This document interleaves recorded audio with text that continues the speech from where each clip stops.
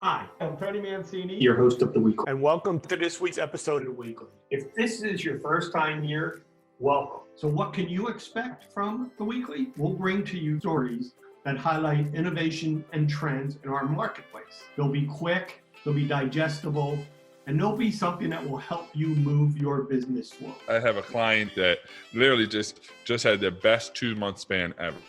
We really wanted it to be about telling stories. So telling the stories of women in this industry and showing them as examples, as beacons. We're also moving towards customizable single-family homes using our panel system. Yes, pre-cut 2x4 framing, panelization, wall framing, and modular framing can be, and most often is, more cost-effective. Actually, I hear other builders are starting to do the same, and I encourage it. It's wonderful to be working with you and the Pro Builder team on a variety of events. I think it's more or less about like your passion and perseverance. I would tell myself that being a rookie is an incredible opportunity. The mission of our company is three-pronged, and they're equally important.